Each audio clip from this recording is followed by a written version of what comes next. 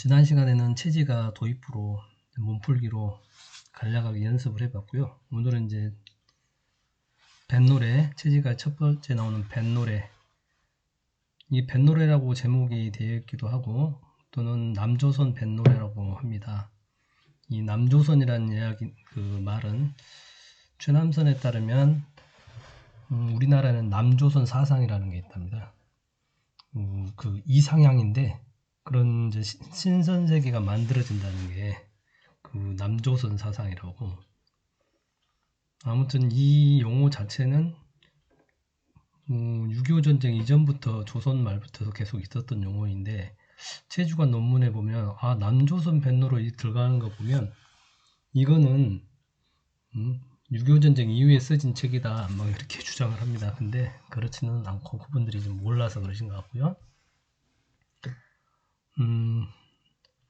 그 전에 이제 어제 좀 이서구 선생에 대해서 간단하게 이제 설명도 별로 안 하고 넘어가서 이분의 이제 우리 중앙국립박물관에 보관되어 있는 소장되고 있는 이서구 선생님의 그 영정입니다. 사진이 굉장히 잘 나왔죠. 이분이 예언해 놓으신 게 굉장히 많아요. 전주에 예를 들면 한병로 앞에 불말이 지나간다. 나중에 기차가 지나가고 서해안은 수저 30장이요 땅이 30장이 늘어날 거라. 이게 이제 서해안 용기설인데 이게 우리 타나 스님도 이런 예언을 해 놓으시죠. 그리고 이게 전 지구적인 지각 변동이 생길 거란 얘기는 정역의 김일부 선생도 얘기를 하죠. 김일부의 일부는 공자 선생님이 김일부에게 준 호입니다. 이분이 이제 하신 말씀 중에 수석북지 수조 남천이라고 우리 조석간만이라고 하시지 않습니까? 조는 물이 차오르는 거고 석은 조석할 때 석은 물이 빠지는 거죠. 물이 빠진 북쪽에서 물이 빠지고 남쪽으로 물이 차오른다는 이런 뜻인데요. 이제 이런 지구적인 지각변동 옛날 사람들 그렇게 얘기를 했는데 이게 북쪽 땅에서 물이 빠지고 물이 남쪽으로 모여든다는 내용인데 이거는 지금 북극의 얼음이 녹고 있는 이런 현상과도 관련지어서 보면 그때 타너 스님 같은 경우는 일본은 반드시 가라앉는다. 그런 일본이 가라앉기 때문에 서해안이 융기된다 이렇게 설명을 하신 적이 있죠. 다양하게 그 설명을 하셨는데 아무튼 이제 이게 전 지구적인 재난 현상을 얘기를 하고 있는 겁니다. 물론 상제님께서는 이제 군산에 대한 공사도 있긴 한데 일단 여기하고 관련이 없기 때문에 이제 이 우리나라에는 옛날부터 국유 현묘지도 신선 사상이 옛날부터 있었대요. 중국에 도교가 있다고 하지만 그 이전에 우리 민족의 고유의 그 선도 문화가 있었다고 하거든요. 그 선도 문화가 쭉 이어진 게 지금 근래에는 김일부 최수원으로 이어지는데 이분의 스승이 바로 연담 이윤규입니다. 이윤규가 두 제자를 길렀는데 하나는 김일부. 이 사람이 주역을 정리할 거라고 이제 말씀하시고 이윤규가 최수훈한테는 이 우리나라 이 선도에 통할 거라고 얘기를 해줍니다. 그 연담 이윤규의 스승이 바로 첫째 우리 이서구 선생입니다. 이서구 선생의 위에는 또 토정 이지함이 있고 그 위에로 가면 김시습, 서경덕 이렇게 막 나오죠. 그 정북창. 더 가면 이제 김시습은 최치훈을 이었다고 하죠. 그래서 이제 매천야록에 보면 이런 이야기가 나옵니다. 최치훈이 한 예언이 있는데 나의 25세 손 때 반드시 성인이 태어날 것이다. 그 사람이 이제 이렇게 기록이 있는데 그 사람이 바로 최재우 선생인 거죠.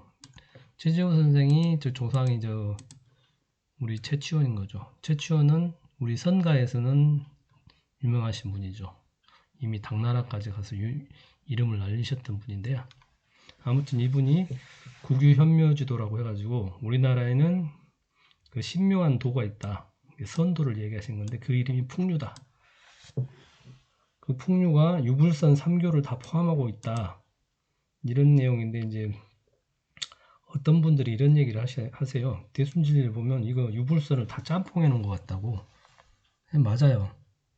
근데 이게 짬뽕을 해서 베낀 게 아니라 뭐냐면 전 회에서도 말씀드렸듯이 상제님 공사가 유불선을 다 통합해서 유불선에 전기만을 뽑아가지고 다 통일시켜서 후천을 개벽을 회원시키고 후천을 여는 공사로 사용했기 때문에 유불선을 다 통합을 시켜가지고 그 법수를 쓰신 거라고 합니다.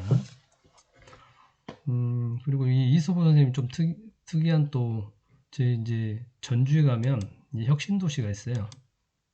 이 전주 혁신도시가 이제 만들어졌을 때 여기 황방산이 있고, 이 황방산이라고, 이 황방산이 뭐냐면 노란 개란 뜻인데 이 개가 전주를 지켜주는 역할을 합니다. 그리고 여기 동 이름을 만성동이라고 지었는데 왜 만성동이라고 이렇게 지었냐면 여기에 나중에 수만 명의 성들이 들어와서 살 거라고 이렇게 예언을 해서 이렇게 만성동이라고 지어놓은 거거든요.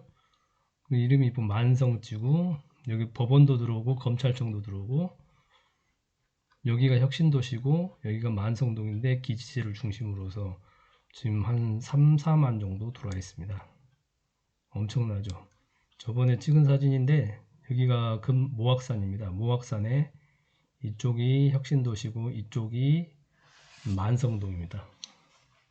갑자기 엄청 큰 신도시가 들어와 있어요. 그거 보고 우리 이석구 선생이 참 예언이 놀랍지 않습니까? 여기를 만성동으로 앞으로 수만 성들이 와서 살 거라고. 신기하죠? 자, 오늘은 남조선 뱃노래에 대해서 풀어가 보겠습니다. 이제 이석구 선생이 배 가지고 말씀하시면서 이 말 저 말 다 비유해 가지고 약한 창생을 건지려고, 믿음이 약한 사람들 이런 말이 안 들리는 분들이 계세요. 그래서 그런 분들 위해서 이 노래 한 장을 지었으니 이걸 잘 찾아가지고 청림도사를 찾아가라. 그래야 천지 개벽 시기에 살 수 있다. 천지 대변혁 시기가 이제 조만간 온다는 거죠. 그 부분은 이제 계속 말씀하면서 여기 체지가 계속 돌려보면 선천운이 끝나서 이제 후천운이 오는데 걸주풍파 뭔가 비유를 들어서 얘기하는 거예요. 살기가 엄청 힘들다. 세계 동난도 일어나고 만악천겁이 쌓여서 거기서 벗어나기 힘들다. 그러면서 이제 그렇게 끝나면 그게 후천 성경으로 진입한다. 이런 어려운 세상이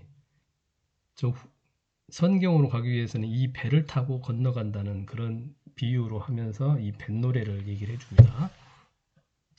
그래서 지금 우리가 인류가 맞이한 운이 우주의 1년으로 치자면 인간계에서도 인간이 사는 1년은 봄, 여름, 가을인데 그 가을 운이 맞았다는 거죠. 그래서 이제 초복, 중복, 말복운이 있는데 이제 말복운이 왔단 말입니다. 그래서 임사호천, 죽음에 이르러가지고 죽음에 임해서 하늘을 찾는다 이 말입니다. 그때는 이제 너무 늦다는 얘기죠. 그 전에 좀 미리 좀 깨달아서 준비를 하라는 얘기입니다. 그래서 내가 이 말 저 말 비유해서 약한 창생 건지려고 이 노래를 지었다. 그래서 꼭 청림도사를 찾아가 봐라. 이렇게 얘기합니다. 그러니까 이 내용에 보면은 극과 극입니다. 선천운이 끝나고 걸주풍파가 나고 세계의 동란이 나고 천지가 막 개벽 막 그래요. 거기 이제 동시에 그게 끝나면 도통군자도 나고 극락세계가 펼쳐지고 용화세계, 용화도장 이제 불교의 이상향은 용화도장, 용화세상이라 하고 유교에서 말한 그 세상은 대동세계라고 하죠. 화천대유, 대동세계입니다. 엉뚱한 놈들이 갖다 붙여서 써먹은 거고 이제 극락세계, 용화세계 이건 다 이제 불교의 용어고 기독교로 얘기하면 새하늘 새 땅이 펼쳐진다. 그래서 만국 문명의 세계로 펼쳐진다. 이게 다 이 지상 성경으로 가기 전에 벌어지는 그 길목에 와 있다는 겁니다. 그래서 그 길목을 건져내려고 이 배를 타고 거길 건너가야 된다라는 취지입니다. 근데 이 배를 타려면 이제 이 배를 타는 데를 찾아가야 됩니다. 그거를 이제 뱃노래로 이제 설명을 하는 겁니다. 어디로 가라고. 다 비유입니다. 근데 다 비유가 아니고 실질적으로 어디로 가라고 알려줘요. 찾아가라고. 그러면서 이제 이 배에 대해서 설명을 해줍니다. 이 배에는 서가열의 전봉준, 오악산왕, 사회용환, 관성제군 엄청 이런 모든 대신명들이 다 타고 계세요. 그 진법주에 있는 모든 신명들이 이 배에 타 있어요. 그래서 이 대신명들이 사람들을 살려내서 건져서 구천으로 문명 세계로 이제 데리고 간다. 새로운 차원으로 데려간다. 그런 말입니다. 그래서 이제 조상 선령신들은 자손들이 꼭 이 배에 타기를 바라는 거예요. 그래서 표현이 선령신들은 자손들이 이 배 태우기 소원이라. 그 많고 많은 저 사람 중에 누구누구 모였던 거, 주중지인 몇몇 친구, 몇 명이나 참냈던가, 이 배에 몇 명이나 타고 있냐, 좀 후손들이 좀 알아서 좀 태우려고 엄청 선령신들이 공을 들인다고 합니다. 그래서 이 배를 타려면 일단 삼생으로 오신 청림도사를 찾아야 됩니다. 그래서 청림도사를 찾아가라고 알려줍니다. 청림도사. 그러면서 청림도사가 누군지를 알려줘야죠 또. 그래서 일단 청림도사를 찾아가던 회문촌을 가라. 거기가 무릉도원이고 회문촌이다. 남쪽 남지에 있고 거기에 이제 철교도 있고 남지 철교도 있고 거기 작대산이라는 산도 있다. 작대산 왜 작대산이냐면 선천에 온통 수국으로 물이 다 잠겼을 때 이 작대산 작대기만큼 남았다고 해서 작대산이라고 했답니다. 그리고 발룡부봉 이 표현은 용과 봉을 붙잡아서 옆에서 타고 가는 겁니다. 용의 비늘을 잡고 봉의 날개를 붙잡고 성인을 등에 타가지고 그 따라서 성공한다는 얘기입니다. 그래서 예를 들면 이제 유방이 천하를 얻었는데 그 옆에서 같이 소잡고 돼지 잡고 했던 애들 이게 그 유방 따라다니면서 장군 되고 제후까지 됐지 않습니까? 그러듯이 그 표현할 때 발용부봉이라고 합니다. 그럼 우리는 이게 용은 상제님을 상징하고 봉은 도주님을 상징합니다. 용봉. 용봉 표현은 다 두 분을 표현하는 거예요. 이 삼생으로 오신 성군 저번에도 말씀했듯이 그분을 여기서는 청림도사라고 표현합니다. 근데 삼생으로 오신 그 성군이 전신이 요지자 요임금의 아들 단주였다. 그리고 그 다시 후생으로 역발산 기계에서 초평으로 오셨는데 설상가의 가상으로 더 실패하시고 원이 대업 맺혀버리셨죠. 그래서 다시 지성 발원해가지고 구천에 하소연해가지고 이참에 해운문이 열려서 청림도사로 다시 오셨다 이 말입니다. 그래서 이분을 꼭 따라서 이 배를 타고 조창생을 꼭 구하라.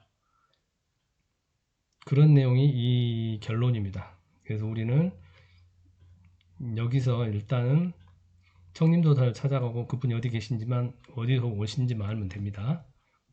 이 최지가는 6개가 다 서로 연관이 되어 있어요. 다 긴밀하게 다 연관이 되어 있기 때문에 여기서 다루지 않은 건 또 거기서 다루고 또 얘기했던 말 저기서 또 하고 다 연결이 되어 있습니다. 굉장히 복잡하게 사람들이 이게 연결하면서 이게 생각이 날 수 있게끔 계속 그렇게 합니다. 여기서 빠진 것도 다음에 또 나옵니다. 그래서 이 배라는 거는 선천 빙하가 녹았을 때 전 세계가 수국이 됐죠. 그래서 태호 복귀 시대에도 그런 얘기가 있습니다. 전 세상이 다 물에 잠겨버려가지고 복귀 씨하고 여화 씨가 같이 두레박 속에 있다가 어떻게 겨우 살아났다는 그 얘기부터 해가지고 전 세계의 문명권에 이 홍수, 대홍수 신화는 없는 데가 없습니다. 다 있습니다. 우리 이제 카자흐스탄하고 우리 나라 옛날에는 되게 연관이 많이 있습니다. 이쪽에 재밌는 것들이 우리하고 풍습이 같은 것들이 되게 많습니다. 예를 들면 우리가 이제 장유유서라고 나이 드신 분들을 대접하는 이런 문화들이 지금은 뭐 거의 장유유서라는 말이 거의 없죠. 근데 이게 예를 들면 버스나 지하철 가면 노인분들 오시면 자리를 비켜주는 문화가 우리는 옛날부터 있었잖아요. 근데 이게 뭐 유교에서 했던 거라고 이제 하는데 사실은 그렇지 않습니다. 더 전해를 쫓아가 보면 이게 공자 선생께서 하신 게 아니고 그 전에 동이족의 문화가 그쪽에 있는 우리 민족들의 문화가 원래 그랬어요. 그거를 이제 유교로 삼강오륜이라고 정리를 했을 뿐이지 동이족에는 그 전부터 그 삼강오륜의 문화가 있었던 거예요. 그걸 말로 삼강오륜이라고 한 거는 이제 유교에서 한 거고, 그래서 보면은 카자흐스탄도 지금도 가면 거기 아직 시골이나 이제 아직 여기도 도시화가 됐기 때문에 거기도 가고 시골인처럼 이제 가면은 어른들이 오고 이러면 자리를 비켜준답니다. 유일하게 우리나라처럼 버스 타면 젊은 사람이 자리를 비켜줘요. 근데 우리도 뭐 지금은 거의 이제 그런 문화들이 없어졌는데 아직도 이 카자흐스탄에는 남아있어요. 그게 신기하죠. 그리고 여기에 또 탱그리 사상도 있어요. 탱그리가 단군인데 재밌어요. 여기하고 우리하고 같은 사상을 공유하는 게 되게 많습니다. 여기서는 그래서 단군전도 만들어졌어요. 나중에 새 이야기할 때 하고, 일단 카자흐스탄에도 이 탱그리 신화가 이 단군 신화가 있는데 여기도 홍수가 나가지고 이 배로 이렇게 사람들을 구했다는 얘기가 있어요. 보면 배선자가 8팔자리 입구잖아요. 8명이라는 얘기죠. 여기 세보십시오. 하나, 둘, 셋, 넷, 다섯, 여섯, 일곱, 8명. 배가 이걸 보고 만든 글자 같아요. 아무리 봐도. 그리고 이 배에서 카자흐스탄 사람들이 뭐 여기도 얘하고 얘는 전혀 다른 그림이에요. 얘는 그 기독교 쪽에서 한 거고 여기 날아다니는 새가 제비거든요. 제비가 이제 육지 가까이 가니까 거기서 푸른 가지를 물어오고 그걸 보면서 이 카자흐인들이 가장 신성시하는 새가 제비입니다. 제비가 행운을 물고 온다. 이때 이 배 타고 돌아다닐 때 육지를 만나게 알려준 게 제비였거든요. 그래서 제비를 카자흐인들은 엄청 신성시하거든요. 이 제비란 우리나라도 옛날에 제비가 많이 하는데 요즘에 거의 오진 않는데 제비 여행 공로가 얼마나 기냐면 우리나라에서 이제 추적을 했더니 호주까지 가더라고요. 호주까지 왔다 갔다 해요. 와 대단한 새입니다. 제비가 아주 영물이에요 사실은. 인간하고 이렇게 같이 인간의 집에서 같이 산다는 것도 신기하잖아요. 새가. 저도 어렸을 때 제비 집에 많이 봤는데. 자, 이 배라는 게 그래서 상징하는 의미가 선천에서 후천으로 건널 때 그리고 인간을 구해준다는 의미, 건네준다는 의미가 있거든요. 그래서 최재우 선생도 건널제, 건질제 이렇게 쓰지 않습니까? 제자. 도주님께서도 그래서 성함에 제자가 있습니다. 이 중생들, 우리 이제 창생들을 건져서 저 후천으로 다 살려서 데려가시겠다. 그 뜻을 가지고 있는 분들이 이 제자를 쓰시죠. 건널 제자입니다. 이제 제일 처음 시작은 배 띄워라 배 띄워라 만경청파 배 띄워라 일락서산 해가지고 월출동력 달이 떴다. 이 표현들이 해가 지고 서산에 해가지고 달이 떴다. 선천 해가 뜨고 이제 해가 졌으니까 이제 후천 세상이 펼쳐진다. 월수세계, 달세계란 얘기죠. 근데 이 배는 특이한 배입니다. 여기 배 선원들이 다 성인들이에요. 보세요. 요순우탕이 키를 잡아. 요순우탕, 문무주공은 돛을 달고, 요순우탕은 여기까지는 키잡이하고, 문무주공은 돛을 달고, 안전사명은 노조예요. 앉아 지금 이쪽은 노조는 해. 얘네들은 다 그냥 성인들인데 그냥 이 배는 대체 무슨 배예요? 성인들이 다 일꾼들이네요. 거기서 이제 이 일꾼들 중에 제일 높은 사람이 도사공인데 그 사람이 전봉준 장군이래요. 왜 전봉준 장군인가? 그건 뭐 이제 나중에 얘기하시고. 그리고 용담수류 사해추는 부자도둑 장할시고 만학천급 수산하기 어렵도다. 이 용담은 우리 최재우 선생이 경주 용담 여기 용담정이 있는데 용담정의 계곡을 말씀하는 건데 이게 원래 사해가 봄처럼 만든다. 용담에 있는 물이 흘러서 사해가 봄처럼 만든다. 근데 이제 이래서 이게 춘자가 바뀌어서 사해원, 사해의 근본이 된다. 그래서 용담수를 사해원 보통 이러는데, 근데 이제 이런 점은 있어요. 여기는 계곡인데 어디 일이 흘러가고 사해로 흘러갑니까? 그래서 그 경주 용담정을 말하는 게 아니라 감천 용담정을 말하는 겁니다. 체지가에서는. 왜요? 여기 태국도 여기 있는데 감천항에서 이렇게 감천 물이 흘러서 여기가 옛날 지명 용담입니다. 일이 흘러서 사해로 다 흘러간다는 얘기입니다. 그 부자도독 장할시고는 상제님과 그 성부 성자 얘기 말씀하는 거죠. 우리도 저기 그 예수님도 하느님한테는 자식이듯이 하느님 아들이지 않습니까? 우리도 저기 도문소자라고 하지 않습니까? 아들이죠. 아들 자식들이죠. 근데 이제 만학천갑 소산하기 어려운 이유는 천하가 저류가 삼변하니까 그렇다는 거예요. 봄, 여름, 가을로 이렇게 바뀌는데 봄, 여름은 선천이라고 치면 가을, 겨울이 이제 후천으로 이제 바뀌는데 이때 이제 대변혁이 일어난다는 거죠.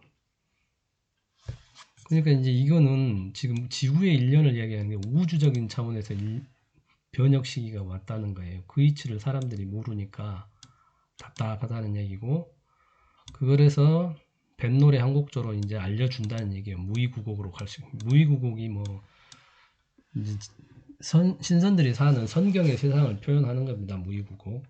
우리 도연명의 도화원기에 나오지 않습니까? 우연히 그 어부가 이리저리 따라가다 보니까 어떻게 간 게 무의구곡, 신선이 사는 세상에 왔다는 얘기 있지 않습니까? 그 무의구곡을 찾아가는 겁니다. 그래서 이걸 무궁무궁 저희치를 뱃노래로 이제 답을 합니다. 시구시구 조울시구 양춘 3월 때가 왔다.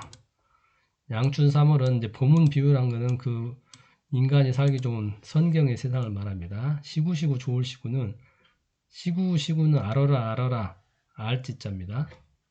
알지자를 풀어놓은 거예요. 조울시구 조울시구 월미생 조씨를 알아라는 뜻이거든요. 이게 왜 조울시구가 월미생인지는 여기서 체지가 읽다 보면 나중에 다 나옵니다.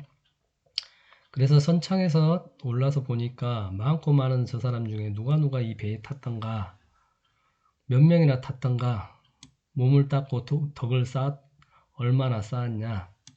그 일심 공부할 적에는 이 배 타기가 다 소원이다. 그럼 이 배 타려면 찾아가세 청림도사 찾아가세.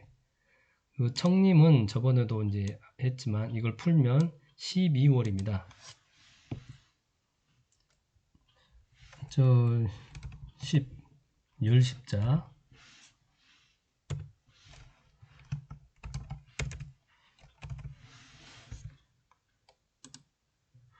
12에다가 합치는 게 월이잖아요. 이게 청자거든요. 이제 파자 된 걸 다 합치면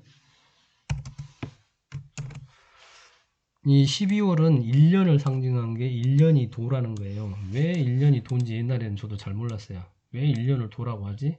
1년은 사시사철 1년이 다 들어있고 이걸 360일이죠. 그리고 1년은 5로 나누면 얼마예요? 그 360 나누기 5 하면 72후가 나옵니다. 72후에다가 다시 5를 이제 3번 하면 15로 나누면 24절기가 나옵니다. 그래서 이 1년 안에는 그 24절기 72후가 들어있고 그 이치로 지금 시약 10부 공부를 돌리거든요. 그러니까 이 1년이 도라는 이치를 깨달은 사람만이 그 대두목이 도통 공부를 알려준다고 하시지 않습니까? 방법만 알려준다고. 그 방법을 아신 분이 도전님이시거든요. 그래서 이분들이 하신 얘기는 청은 12월이고 도를 상징한다. 이 청림도사 청은 도다. 임은 18 이거 풀어보면 18, 18이잖아요. 36궁. 36궁은 소강절이 이야기한 도시툰, 지상 성경을 말합니다. 그래서 이 청림이란 자체가 도를 상징하고 후천을 상징하는데 이분에다 도사라고 붙여놓은 거죠. 이 도를 찾아가라는 얘기인데 그냥 우리는 쉽게 청림도사라고 할게요. 어렵더라 어렵더라 입에 타기 어렵더라 찾아가세 찾아가세 회문촌을 찾아가세. 청림도사 찾아가려면 회문촌을 가야 된다는 얘기예요. 배에 대해서 이제 상제님께서 똑같이 이런 얘기 하셨습니다. 화천하시기 전에 24방해를 돌려 쓰시고 복판에 혈식천추 도독군자라 쓰시고 이것이 남조선 백길이라 혈식천추 도독군자가 배를 몰고 전명숙이 도사공이 되니라. 군자신이 혈식천추하여 만인의 추앙을 받으면 모두 일심에 있느니라. 그러므로 일심을 가진 자가 아니면 이 배를 타지 못하리라. 우리 30년 친구가 30년 도 닦았다는 친구가 저보고 물어봅니다. 혈식천축이 대체 뭐냐고. 그래서 천추는 뭔지 알지? 천추는 천추에 한이 된다고요. 가을이 천보 넘은 얼마나 많은 세월입니까? 그 춘추란 말도 똑같은 말이죠. 오랜 세월을 얘기하는 거죠. 춘추. 봄, 가을. 봄, 가을이 몇 해를 지나면 엄청 많이 1년, 2년, 3년 이렇게 쌓이지 않습니까? 그러듯이 가을이 천보 넘은 어마어마한 세월이잖아요. 그 천추. 오랜 세월을 말하는데 오랜 세월 동안 피를 마신다는 게 뭔 말이냐고 이제 그런 거죠. 피를 마시니 왜 피를 마시냐 군자들이. 그러니까 그건 아니고 우리 태호 복귀시에 희자가 뭐냐면 희생양 희생물 이런 이야기입니다. 성경에도 보면 신한테 제물을 올 때 희생양 양을 올리지 않습니까? 그 양 그걸 뭐 희생이라고 희생. 근데 이제 옛날에는 그 원래 그냥 산채로 올렸어요. 귀한 제사 같은 경우는 천재 같은 경우는 산채로 피 흘린 채로 올렸기 때문에 저번에 종통의 그 보일 시자가 피 떨어지는 제단에 그 피가 희생물에서 떨어진 피를 상징한다고. 그럼 이게 뭔 말이냐? 혈식천추는 그러니까 수많은 인류로부터 오랜 세월 동안 제사를 받았다는 얘기입니다. 그토록 훌륭하신 분들이란 얘기예요. 혈추천추 도독군자란 얘기는 그리고 수년 동안 인간들한테 떠받침을 받고 제사에 추앙되고 배양을 냈던 사람들 그러니까 그런 성인들 도독군자란 얘기죠. 세상에 좋은 일 많이 하신 분들이죠. 우리가 그런 사람들을 추모를 해주잖아요. 계속 누대에 지나서도 추모를 해주는 거예요. 그리고 예를 들어서 이제 관훈장 같은 경우는 엄청 오랜 세월 동안 제사를 받아왔지 않습니까? 그래서 그 인간들의 공덕을 갚기 위해서 이제 이렇게 천지공사에 관훈장도 참여하게 된 거고, 요순우탕 문무주공 얼마나 조선 500년부터 해서 주자 이래로 사람들 입에서 얼마나 많이 오르내리면서 훌륭한 성인이라고 이렇게 이름을 날렸지 않습니까? 그 똑같은 거 그게 바로 혈식천추 도독군자라는 얘기입니다. 근데 그 중에서도 이 많은 성인들이 이렇게 있는데 안증사명 다 있는데 이렇게 배에서 일하는 사람 중에 대빵이 전명숙이라는 거예요. 전명숙. 이 도사공은 사공들 중에 대빵이라는 얘기입니다. 그럼 전명숙이 대단한 분이네. 네, 맞습니다. 이분은 우리하고 인간이 마음 잡수신 게 다르죠. 그건 차차 알아가 보시도록 하고, 아무튼 그러한 도덕군자 일심을 가지지 않으냐면 이 배를 타지 못한다 이런 얘기를 해주십니다.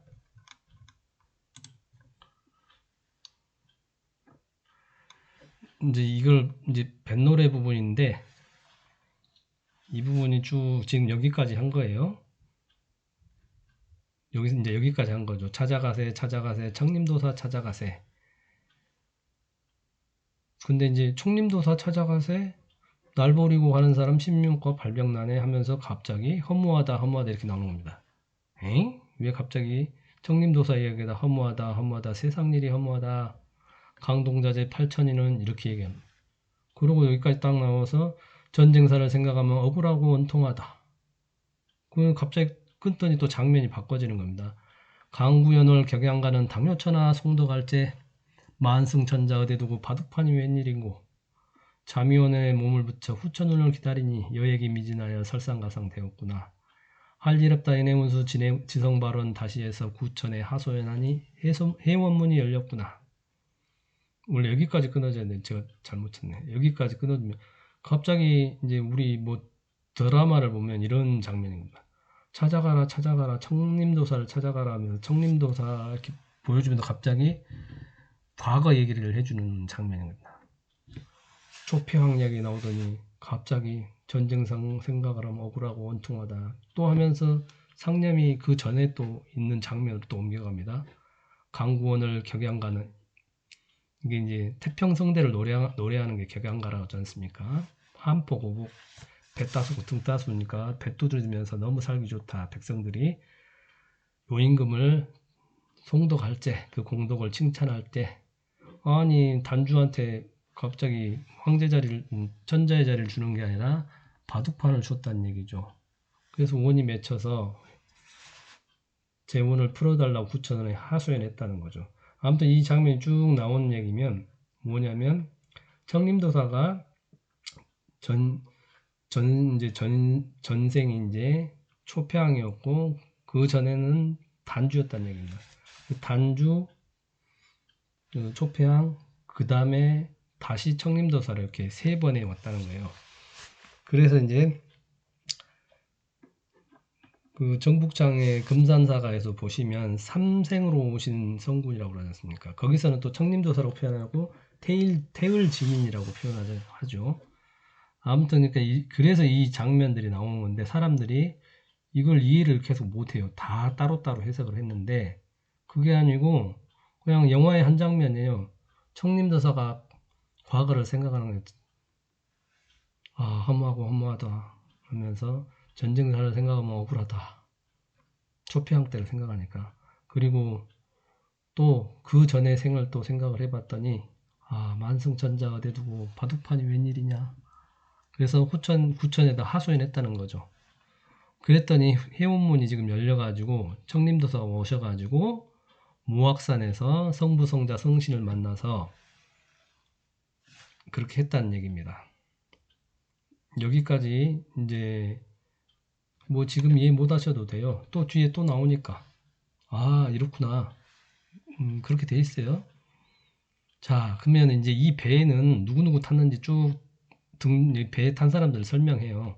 먼저 이제 서가열애를 설명합니다. 왜 서가열애가 나오죠? 성부성자 1번 그 다음에 서가열애 그러면서 서가열애 쭉 나오고 그 다음 또 누구냐 망고대인 누구신고 할 때 망고대의 하면 의리 김보성이가 아니고 관운장이죠. 그래서 관운장이 그 의리 하나로 대제군까지 올라가신 분이죠. 그분의 이제 관운장에 대한 얘기 쭉 나오고 소인도장 군사도수는 이제 모를까봐 제가 써놨는데요. 소인의 도는 길어지고 군자의 도는 작아진다. 지금 현재 세상이 그렇다는 거예요.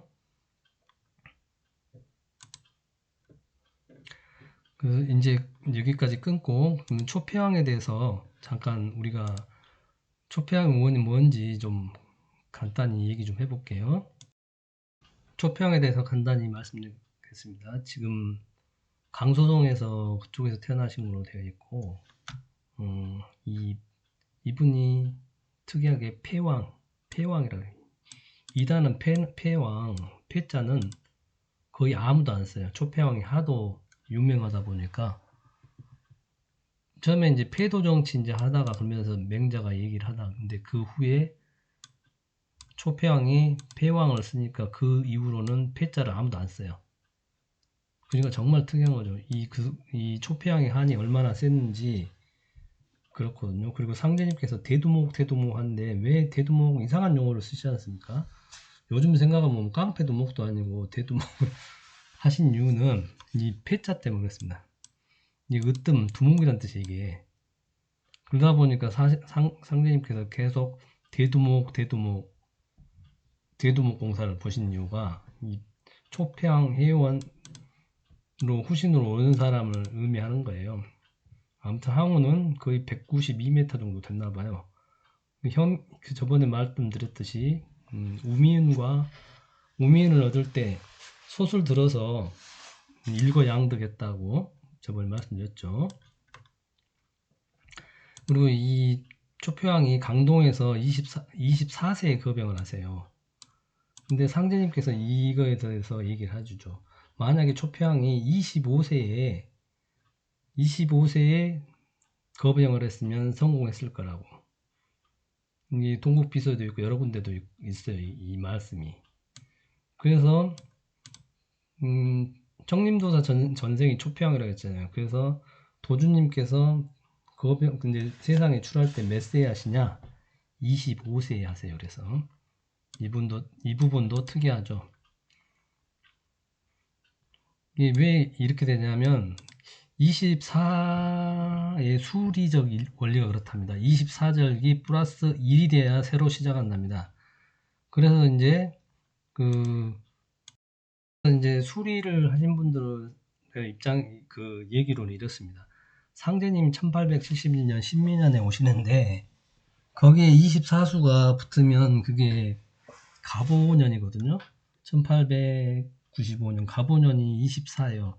그러니까 전봉준 장군도 만약에 다음에 을미년에 거병을 하셨으면 성공하셨을 거예요.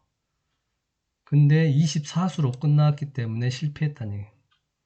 그래서 도주님이 그래서 1871년에서 25수에 을미년에 오셔서 성공의 숫자를 가지고 나오신 거거든요. 잘 이해가 안 가시면 나중에 또 반복하다 보면 아 그렇구나 하실 겁니다. 일단 황하를 건너셨죠. 3일량을 가지고 거록대전에 참전을 하셨는데 이때 진나라의 명장 장안이 항복을 하죠. 그래서 항우한테 투항을 합니다. 그래서 3년 만인 27세에 18명의 제후를 거느린 서초폐왕이라고 이제 됐죠. 이때 사실은 중국이 통일된 거예요. 근데 이제 분란을 일으키죠. 이제 유방이 분란을 자꾸 일으켜요. 근데 유방이 그래서 또 홍문에 연해서 또 꼬리 내그리고 아 형님 왜 그러세요? 유방이 나이가 훨씬 많거든요. 그래도 가가지고 싹싹 빌어가지고 다시 또 살아남죠.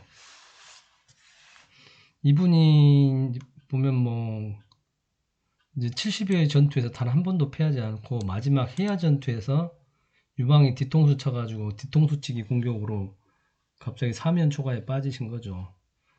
그러니까 이제 전쟁에서 한 번도 진 적이 없어요. 근데 유방은 전쟁에서 한 번도 이긴 적이 없어. 또 희한하게 한 번도 이긴 적 없는데 저 한 번 이겨서 또 이긴 거예요. 기가 막히죠. 항상 뒤통수치기 대마왕. 아니 근데 저는 좀 웃긴 게 유방은 그렇다 쳐도 원래 이제 시정 잡배였으니까. 근데 그 밑에 있는 책사들 장량은 뭐냔 말이에요. 항상 뒤통수 치라고 알려주고 비열한 짓만 알려주지 않습니까? 좀 희한해요.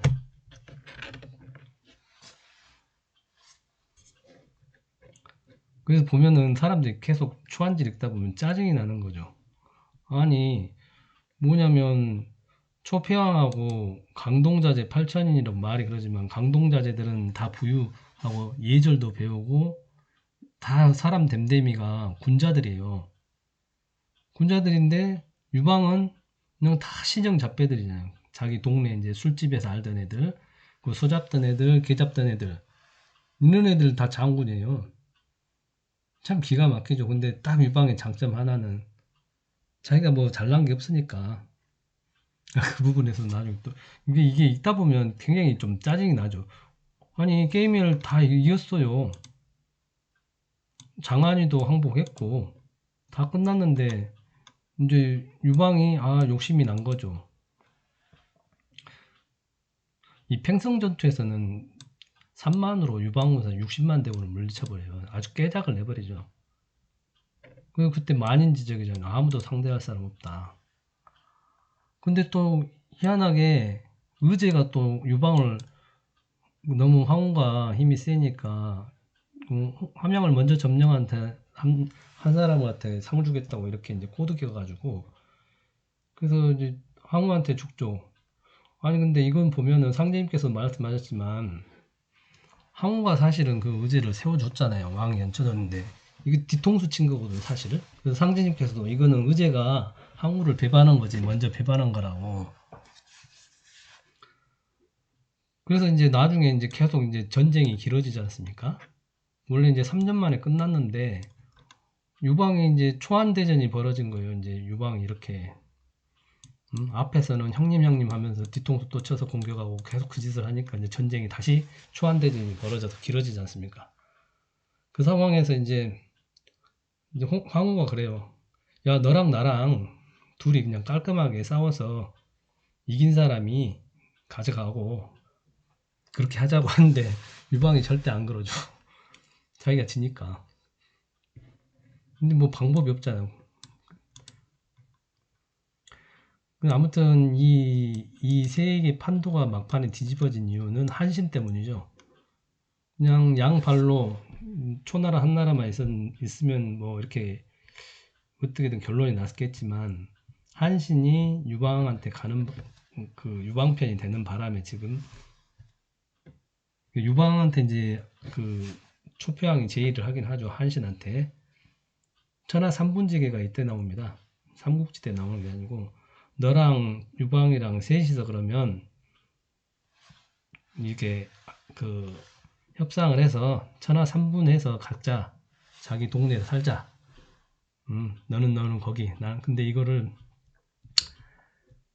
한신이 사실 그때 괴철이 항우의 제안을 받아들이라고 이렇게 했는데도 한신이 그놈의 유방하고 의리 때문에 의리를 지키느라고 이제 항우를 공격하다 보니까 밀려가지고 이 뒤통수치기 공격에 한신이랑 같이 합세했고 때려잡는 바람에 이제 해야전투에서 사면초가에 빠지게 된 거죠. 그때 이제 백만 대군한테 사면초가에 빠졌을 때 이분도 대단해요. 초표왕이 아무튼 28기만 남기고 이 백만 대군을 뚫는데 28기로 그 매화진법을 쳐가지고 백만 대군을 뚫었다는 거예요. 이 28기가 뭐냐면 이게 우리 윷놀이 보면 28이고 한가운데 하면 29지 않습니까? 그 윷놀이 같은 진법으로 해가지고 이렇게 뚫고 나왔다는 거예요. 근데 저는 그거 보면 아 초평도 동이족이구나. 왜냐면 윷놀이는 이 동이족들의 놀이거든요. 그래서 보면은 저기 그 멕시코 이쪽에도 가면 거기 고대 문명들 가보면 윷놀이가 있어요. 태극 문양도 있고 다 저리 건너간 거죠 사실은. 아무튼 이제 오강가에서 밀려가지고 왔는데 여기서 최후를 맞죠. 그래서 이제 역사가 사마천이 이제 한나라지 않습니까? 한나라에서 이제 한 고조가 왔고 몇 대 지나서 이제 한무제 때 역사서를 이제 초안 역사서를 이제 정리를 해야 되지 않습니까? 사마천한테 이제 사마천이 역사를 써야 되는데 저기 눈치를 안 볼 수가 없잖아요. 국령까지 당한 입장에서 참 그래가지고 이제 항우를 초패왕을 악마로 만들어 놓죠. 수많은 사람을 땅에 묻어서 죽이고 폭군에다가 뭐 여자들도 죽이고 뭐 안 좋은 건 의제도 뭐 죽이고 안 좋은 건 온갖 건 다 붙였어요. 그리고 불도 질렀다.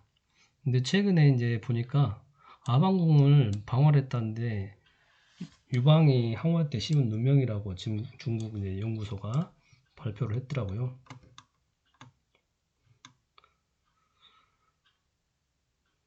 근데 이 아방궁은 불 지른 흔적이 없고 함양궁은 불이 탄 흔적이 있는데 보통 우리가 도심이 불이 타는 거는 임진왜란 때도 보면 그 조선 도성을 불을 지른 거는 그 일본군이 지른 게 아니잖아요. 그 안타깝게도 우리 그 노비 문서 그것 때문에 그 우리 백성들이 질러버린 거잖아요 불을. 아무튼 그랬답니다. 그 당시에는. 그래서 근데 다 그냥 항우가 나쁜 짓 한 거 다 죽이고 막 이렇게 생매장시키고 그랬다고 그래요. 근데 그게 좀 말이 안 되는 게 보다 보면 이상해요. 뭐 항우는 부하들에게 되게 인자하고 사랑으로 대했답니다. 이거는 한신하고 진평의 증언에도 나타나는데, 항우가 강동 자제들은 다른 사람을 항상 공경하고 사랑하고 청렴하고 지조 있고 예의 좋아하는 선비들이 대부분 그 사람한테 귀순해. 강동 자제들이 다 이랬다는 거예요.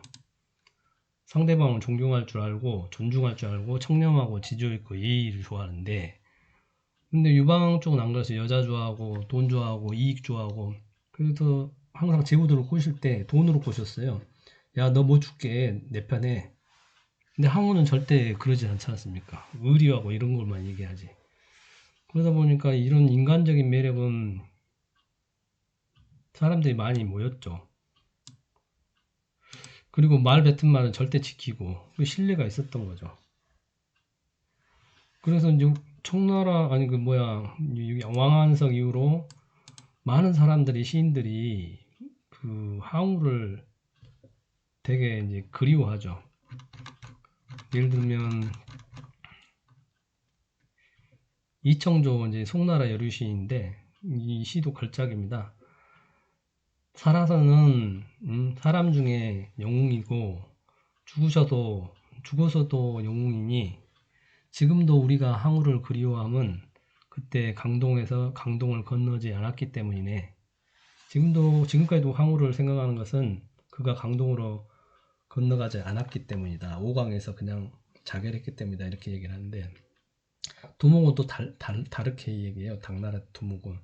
아니, 전쟁이란 것은 병가에서 흔히 있을 수 있는 일인데 그냥 부끄러움을 견디고 그냥 그때 오강에서 건너가가지고 강동에 가서 다시 제기를 가다든 다음에 권토중래 나오죠. 흙먼지 일으켜가지고 다시 돌아왔으면 유방이 해먹었겠냐? 그건 모르는 일 아니냐? 이제 그렇게 얘기를 하죠. 간략하게 이제 말씀드리자면 여기 이제 양자강 밑에 강동에서 거병을 해서 이렇게 와가지고 거록대전에서 진나를 완패시키고 초패형으로 등극하시죠. 그 다음에 이제 여기 이제 팽성에서 이제 주로 계세요. 뭐냐면 함양이 진나라 수도인데 여기를 차지를 안 해요. 욕심이 없어요. 항우는 다시 그냥 이리 와버려요. 원래 꿈은 이제 다시 고향으로 돌아가려고 생각을 했었던 것 같더라고요. 천하가 평정이 되면은. 근데 유방이 이제 계속 그렇게 깐죽깐죽거리고 돌아다니는 싸움을 걸다 보니까 이상하게 지금 전쟁이 8년을 가버린 거죠. 근데 이제 그 초패왕은 이렇게 이야기해요. 이게 왜 오강 갔을 때 그때 도강이 그 강동으로 건너지 않았냐. 강동으로 가서 권토중래 하든지. 그런데 이분이 생각하실 때는 이미 하늘이 나를 망치려고 작정을 했는데 내가 강을 건넌들 못하러 가냐. 그리고 강동자재 8천이라고 함께 건너와서 나중에 같이 행복하게 고향으로 금이환양 금옷을 입고 돌아오려고 그렇게 한 건데 나 혼자 어떻게 돌아가냐. 그러면 강동의 부영들을 내가 어찌 보냐. 면목이 없다. 내 양심에는 부끄러워서 그렇게 할 수가 없다. 그래서 그때 자결을 하신 거죠. 그때 이제 이분이 남긴 해야가라는 시가 있습니다. 해야전투에서. 이게 이제 계속 그 핵심 단어들이 비결서나 후대에 계속 판소리에도 내려오는 겁니다. 힘은 역발산 기계세. 힘은 산을 뽑아버리고 기계는 세상을 덮을 정도다. 덮는다. 그런데 시운이 불리해지니까 추가 불서. 오추마도 움직이지도 않고, 추불세에 가나하. 추가 움직이지 않으니 내가 어찌하나. 우에 내악하. 우에 이렇게 이 구절이 또 체지가 그대로 인용이 됩니다. 우는 우민을 얘기하는 거죠. 우여. 어떻게 해야 되냐 이런 말이죠. 어찌하면 좋은가 이런 뜻이죠. 해야가 이 한탄 한 얘기죠. 그게 이제 이 5강에서 이제 해야 전투에서 사면초가 빠져나오긴 했는데 혼자 살아남아 있던 거예요. 그러니까 너무 기가 막히지 않습니까? 혼자 강동을 이게 양쯔강을 건너갈 수도 없고 배가 한 대를 정장이 부하가 하나 배를 하나 대놓고 건너갑시다 이렇게 했는데 안 가요. 여기서 마감하시죠. 그래서 이 부분에 대해서 사람들이 역사가들이 이제 말이 많은 거죠. 너무 안타까우니까. 그래서 두목 같은 사람은 이런 그 권토중래라고 했고 송나라 이청조 시인은 그래도 우리는 아직까지 당신을 그리워한다. 그렇기 때문에 뭐 이청조만 그리워하는 게 아니라 이분의 얘기는 계속 TV 드라마에 계속 나오죠. 그리고 가장 우리가 기억에 남는 영화가 이제 패왕별이 초패왕하고 우민이 이별하는 내용 패왕별이 이렇게 나오죠.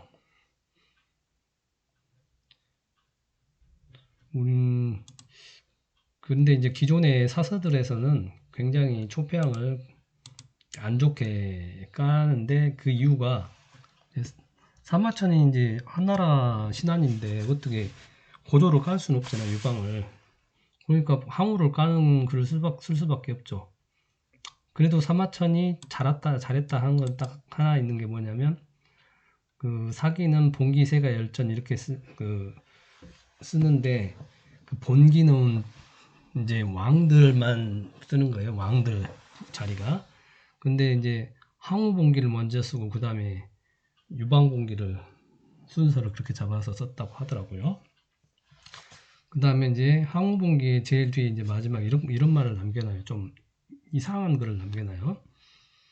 태사공이 말하기를 태사공은 사마천입니다. 태사공이 주생한테 들었는데 순임금의 눈동자가 두 개래요. 그런 말을 들었다.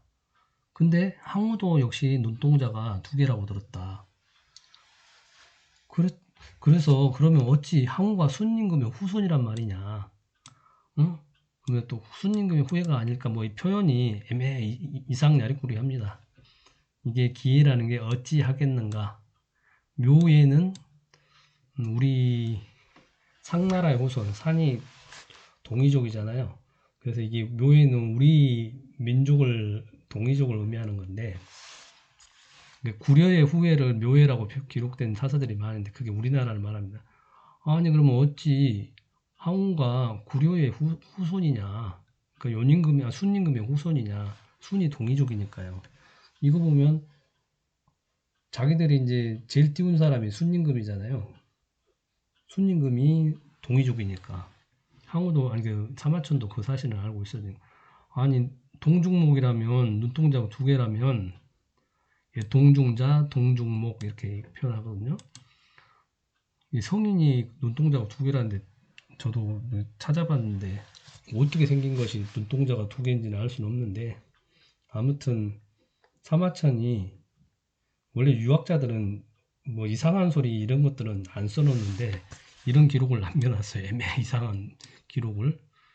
그러면서 사마천도 사실 좀 자기도 알아볼 반대로 다 조사해보고 했을 텐데 이제 뭐 한나라 신하니까 어쩔 수 없죠.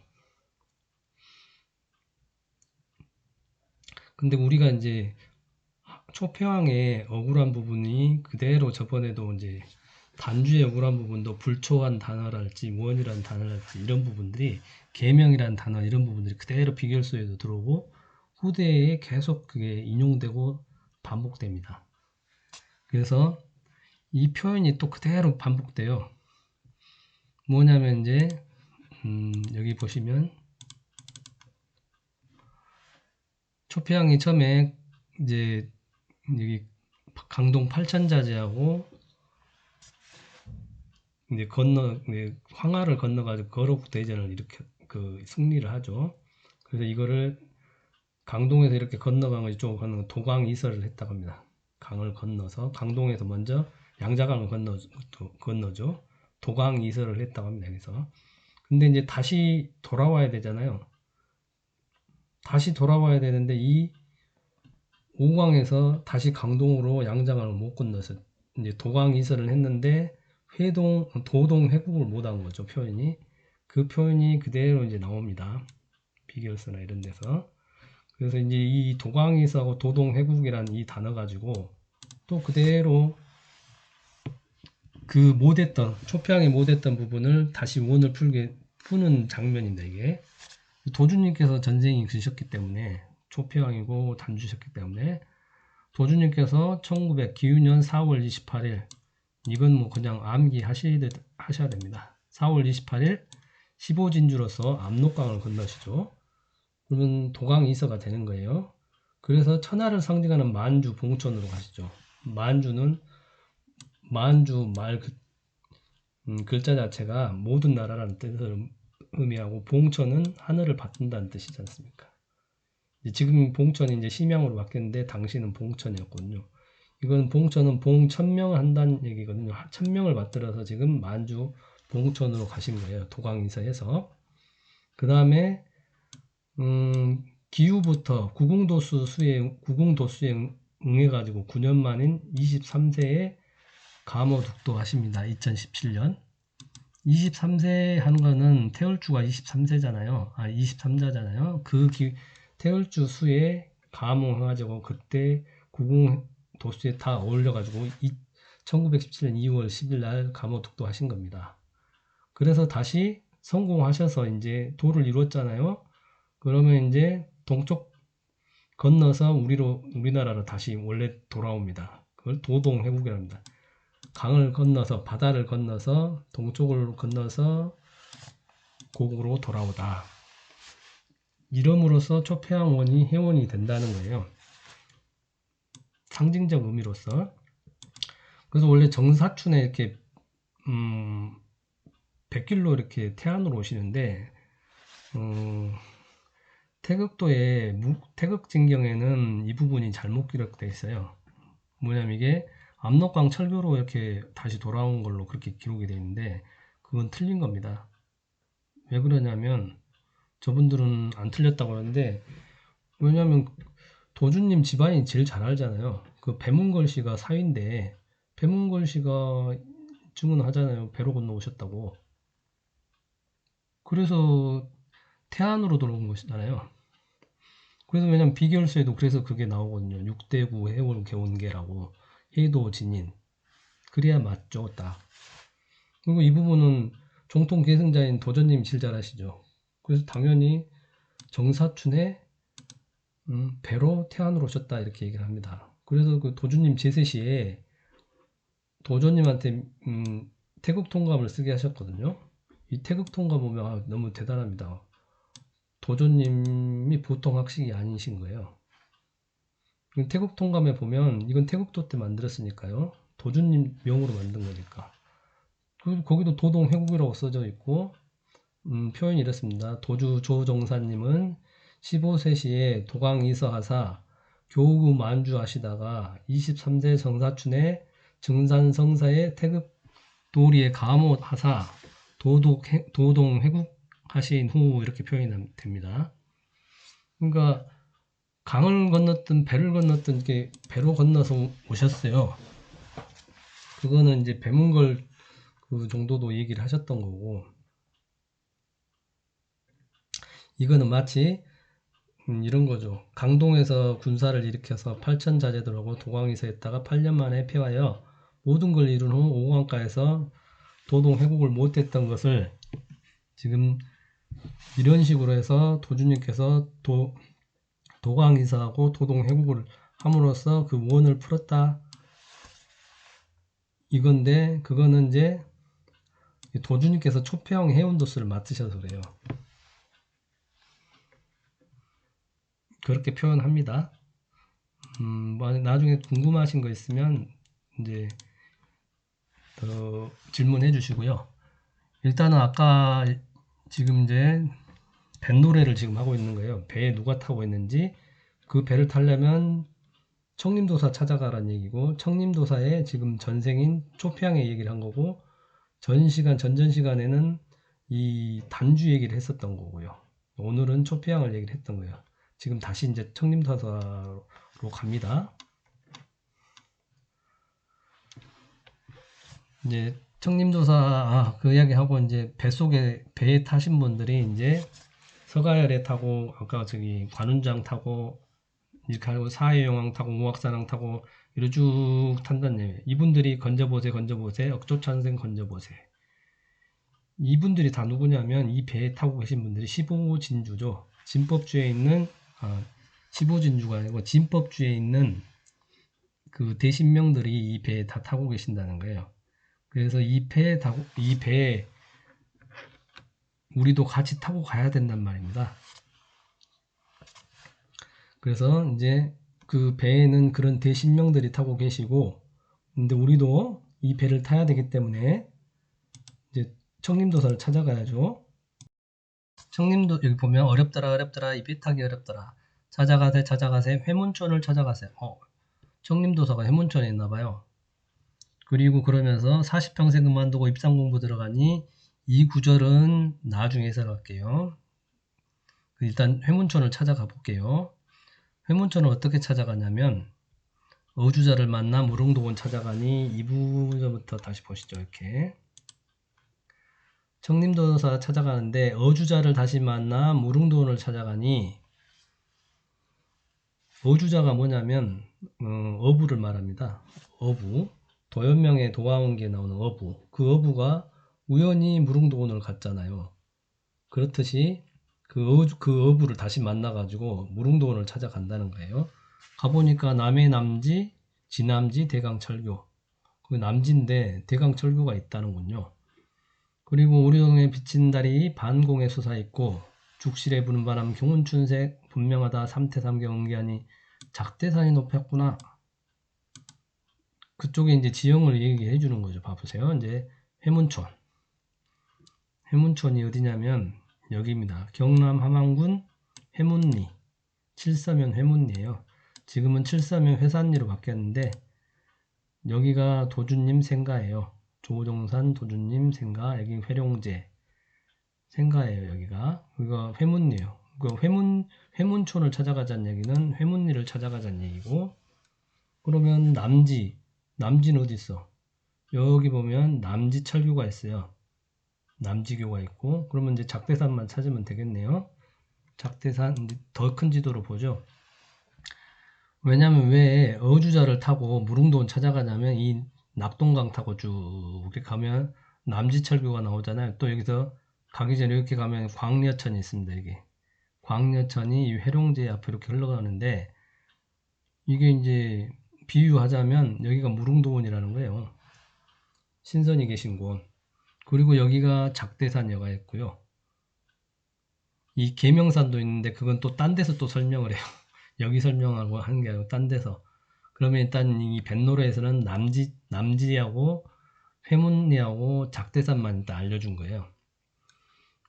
보시면 이제 북쪽에서 이렇게 내려오는 방향은 남지철교를 건너야 되고 이쪽에서 동에서 오려면 이 백길로 이렇게 와야 되고 서쪽에서 전라도에서 가려면 이 여기를 건너야 돼요. 여기 정암교를 이렇게 남강입니다. 이게 그래서 여기는 또 체지가 다섯 번째 남강철교로 나오거든요.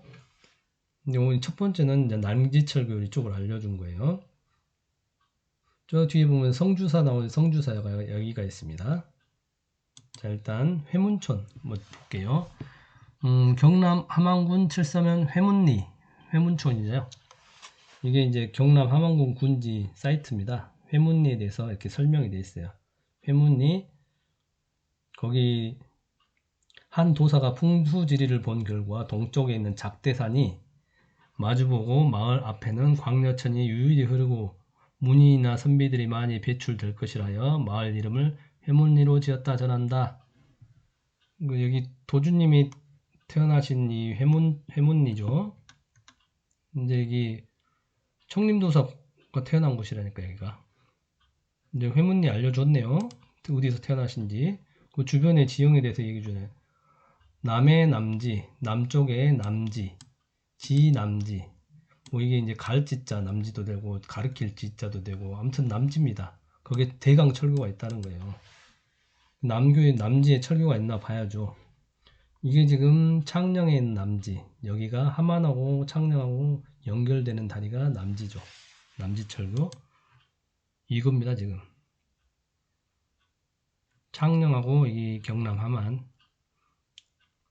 이게 이제 일제시대 때 만든 파란색이 남지철교고, 이거 이제 다시 만든 현대식으로 만든 다리고요. 이 남지철교가 1933년에 일제시대 때 완공됐는데, 이게 또 희한하게 우리 오항국수 이야기 나오지 않습니까? 오항국수 5번 국도를 달립니다. 이게 그래서 마산에서 평안북도 중강진까지 연결됐답니다. 일제가 그 당시에. 이 시대 제작한 철교 중에서 가장 아름다운 철교로 지정이 돼서 국가문화재로 지금 등록 관리되고 있답니다. 낙동강이 흐른데 참 멋있죠. 이쪽이 반구정이 있답니다. 이제 우리 그 도주님 조부가 그 조상들 즐겼던 반구정, 이렇게 보면 멋있죠. 이 낙동강 참 엄청 크죠. 이게 말하는 남해 남지 지남지 대강철교, 멋있죠. 그러니까 회문촌을 찾아가려면 남지철교 가야, 남지철교 건너고 강을 따라서 간다. 그리고 작대산이 있다. 뭐 많이 알려줬잖아요. 그죠? 그러니까 주제가 이런 겁니다. 찾아가세요, 찾아가세요. 입에 탈라면 청림도사 찾아가는데, 먼저 아까 청림도사의 전생이 강동자재 8천이는 이렇게 쭉쭉 이어가면서 침선 파부 결심하고 8년 풍직 겪어가면 역발상 기계에서는 철평의 유풍이라 이렇게 막 설명을 해요. 그 다음에 계명상 취하오래 옥축송이 요란터니 8천 제자 흩어지니 후에 내약하고 이렇게 나오잖아요. 그러니까 이거는 이제 그 사면초가 당시에 계명산에서 이제 가을 달밤에 장자방이 옥소송을 불어요. 초가를 부르려고 그래요. 그러니까 되게 달빛 비치는데 슬피 이제 옥비리 소리가 들리니까 이 병사들이 다 흩어져 버리는 거예요. 고향 생각이 나서. 그 상황에 지금 그 사면 초가 상황. 그때 그 산이 계명산이에요. 그래서 이 계명산도 계속 나옵니다. 계명산 여기도 나오고 딴 데도 나오고. 계명 왜 나오죠 이게? 아니 저번에 단주 때 계명하다고 했는데 이 계명이 또 이렇게 됐어요. 어우 진짜. 계명 방제가 얘기했잖아요. 윤자주 계명 하나이다 했는데, 그 계명이 초폐항 때 와서 이 계명이 이제 이렇게 가슴 아픈 산이 돼버린 거죠. 그 가을달 계명산 취하월, 되게 슬픈 얘기죠. 그래서 이게 판소리에도 그대로 남아있어요. 한번 이따 들려드릴게요. 아무튼가 청림도사 전생이 초폐왕 그때 계명상 취하월의 옥소송 때문에 사면 초가, 사면이 초나라의 노래가 들린다는 얘기죠. 근데 그 전에는 단주한테 바둑판만 던져주지 않습니까? 아무튼 이분을 찾아가야 돼요. 전생이 초폐왕이고 단주고, 이제 이분이 해운하려고 오신 거거든요. 청림도사 선천에 계속 원이 맺혔던 그분을 이제 해운 시대 맞아서 이분이 원이 가장 크고 하기 때문에 이분만큼 뜻이 큰 분도 없었기 때문에, 자 이분을 따라가자고 하는 거예요. 따라갔더니 어떻게 돼요? 어부 따라서 이 남강을 간다니까요. 아니 낙동강을 타서 어부랑 같이 낙동강을 타고 이렇게 쭉 올라가면 광내천으로 딱 이렇게 오다 보면 여기가 도주님 생각했다니까요. 거기 가보면 여기 바로 남지철교도 보이고 작대산도 여기 보이고 그러죠. 작대산 밑에 보이죠 여기. 이제 일단 이 정도를 알려준 거예요. 체지가에서 그 뱃노래에서는. 그러니까 이거 보고 엉뚱한 해석 좀 안 했으면 좋겠어요. 딴 데서는 이걸 모르니까 막 엉뚱한 소리 계속 해야 되는데, 화면이 왜 이렇게 됐지? 이렇게 되죠.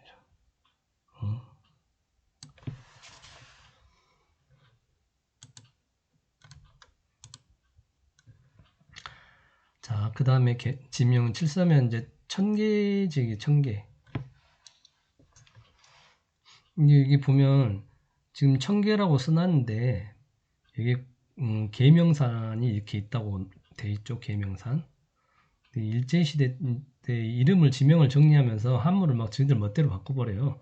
그래서 닭이 우는 산이라고 이렇게 했다가 이게 청계 마을이라고 불렀다가 청계가 이제 계자가 닭계자가 쓰기가 힘들잖아요. 그러니까 계곡계자로 또 바꿔버렸죠. 그게 마치 저기 우리 저기 뭐야 그 이평면 할 때 이평이 저기 정읍 가면은 상제님 그 외갓집이 이평면인데 이평면 팔선인데 거기 보면 이평이 배들평야라고 돼 있는데 한문은 이평이 배로 돼서 배리자. 그러니까 이제 일제시대 때 이름 정리하면서 이게 배가 그 먹는 배가 아니고 원래 타는 배인데 그게 이평으로 이렇게 바꿔놓은 거죠. 이 지명이 그렇게 뒤죽박죽 돼버린 거죠. 아무튼 이 계명산도 이렇게 여기가 있는데 이거는 한자는 이제 우리 단주가 계명합니다. 그거하고는 다른데 음이 같지 않습니까? 그래서 여기 배 정상이 구인봉이에요. 계명산도 있는 왜 이 계명산은 뱃노래는 안 나오는데 어디 나오냐면 다른 데 나와요. 이 체지가 다른 구석에서. 그리고 여기 이 초안가 중에 이게 이 당시 대목을 노래한 게 있어요. 저기 사면 초가 당시 보면 계명산 취하월에 옥둥소를 슬피 불어. 원래 이게 누르면 다 녹음이 이제 돼야 되는데 이게 지금 녹화가 그렇게는 안 돼서 따로 들려드릴게요.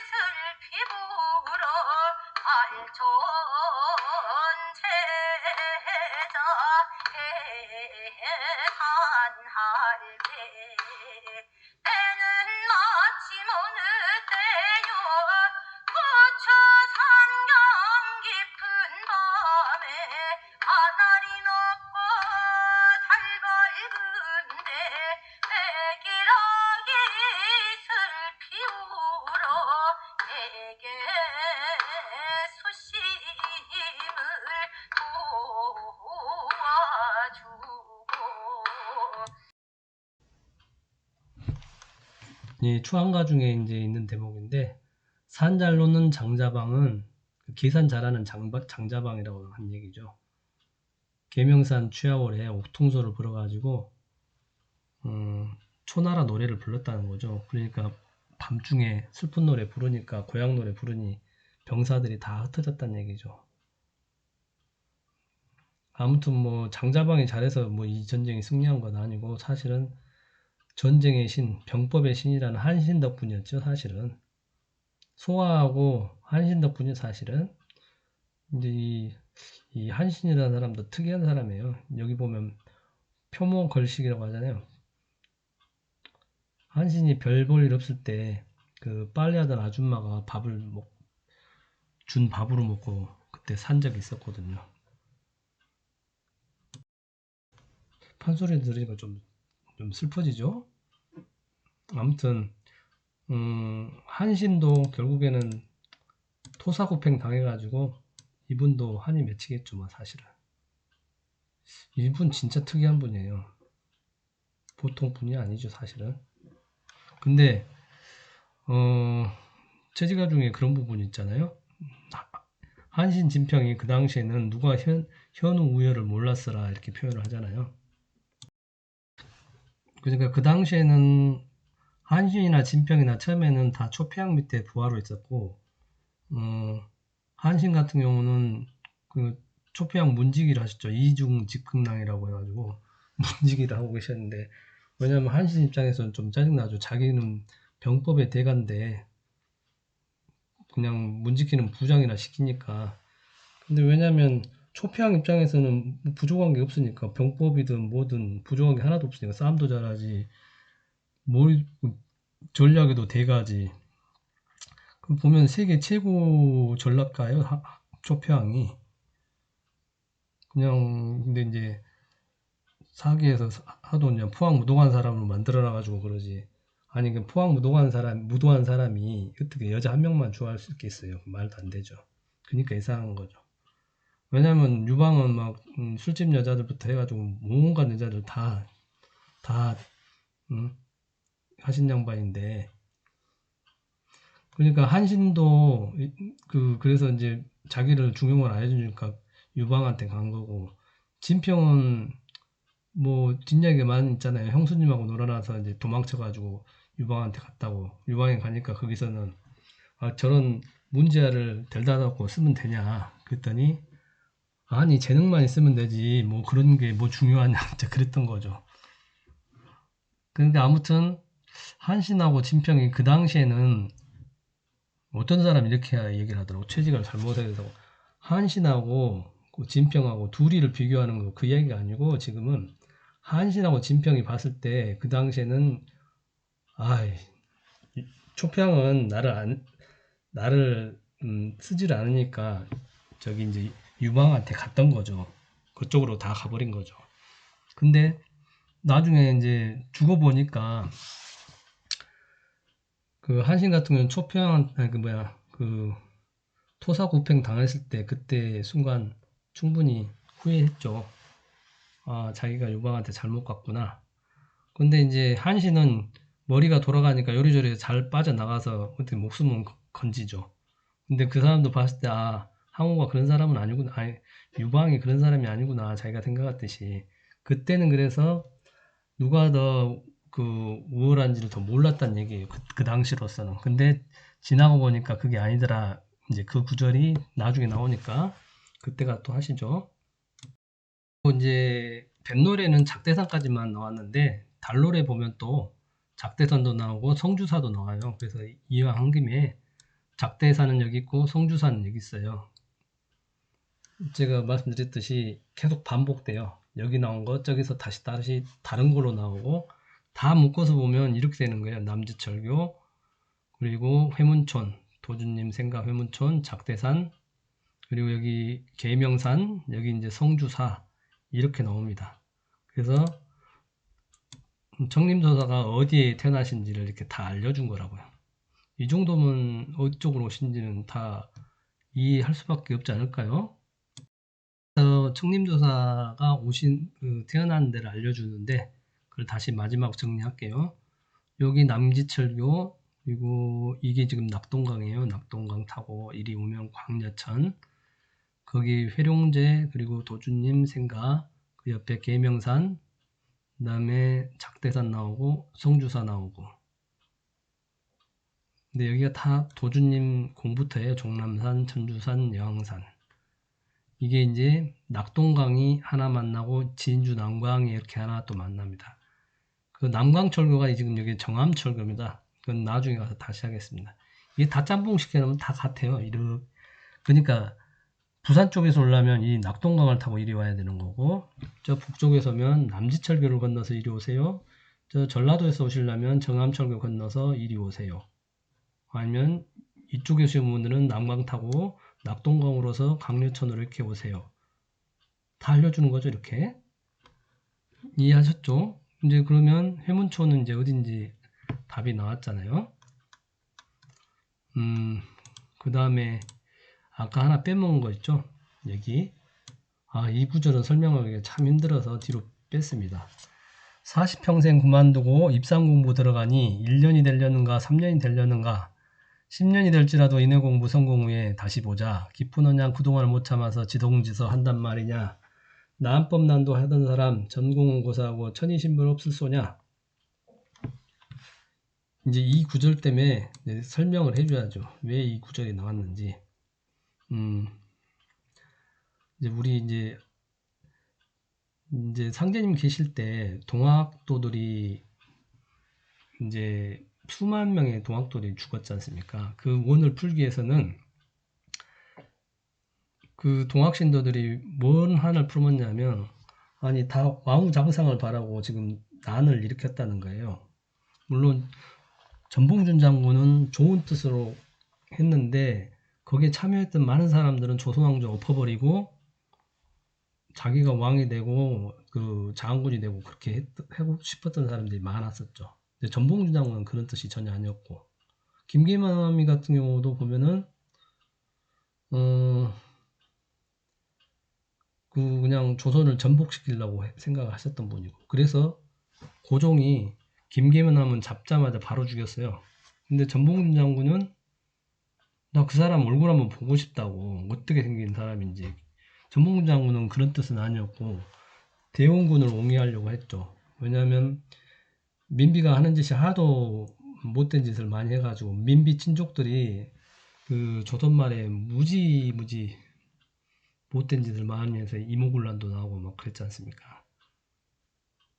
물론 이제 세부적인 놔두고, 아무튼 그때 이제 동학신명들이 그 못 맺힌 신들을 상제님께서 그냥 놔두면은 천지공사에 큰 문제가 생기기 때문에 그 신명들을 다 해원시키기 위해서 차경석을 그 해원 두목으로 정해가지고 돈도 엄청 많이 쓰고 거의 천자처럼 누리고 살아라 해가지고 그, 그 신명들이 다 풀 수 있는 기간을 27년간을 정해 주셨거든요. 그래서 이때 동학신명들이 차경석이 따라가지고 천자처럼 살았습니다. 그 당시 누릴 수 있는 모든 걸 다 누리고, 그래서 그 기간을 여기서는 헛도수라고 합니다. 그 도수는 어쩔 수 없는 도수다. 그 기간이, 천지공사 기간이 길어나는 50년 정도 해야지 27년 헛도수도 가야지.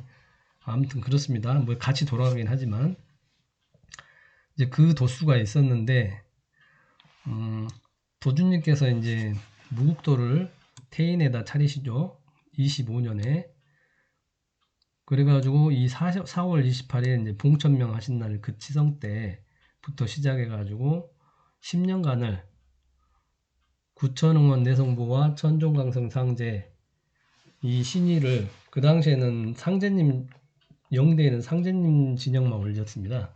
그래가지고 일단은 구천응원 내성보와 천종강성상제라고 신의를 정해주시고, 그래서 그 신의에 따라서 보위에 오리라고 그 우리 도인들이, 무국도 도인들이 10년 동안 나폐지를 계속 태우고 주문을 했죠.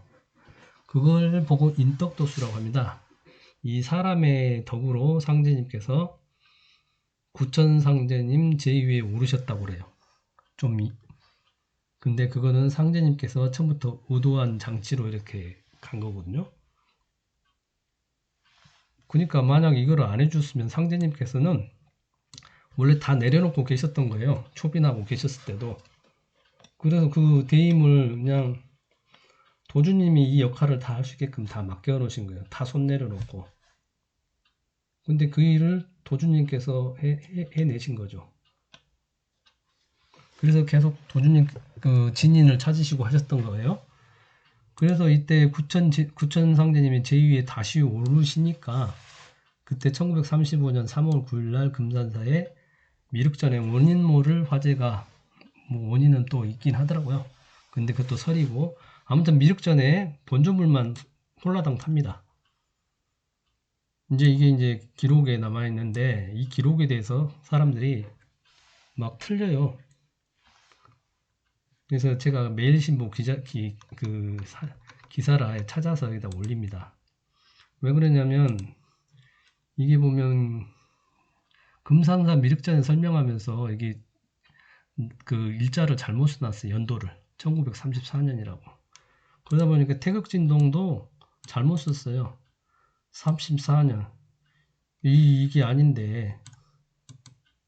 그러니까 이거는 맞아요. 10만 장을 나폐지 태워가지고 상대님을 저기 구천 제2위에 오르시게 한 건 맞는데 34년이 아니라 35년이에요. 그러면 34년이면 10년이 안 되거든요. 그래서 이게 1935년이라고요.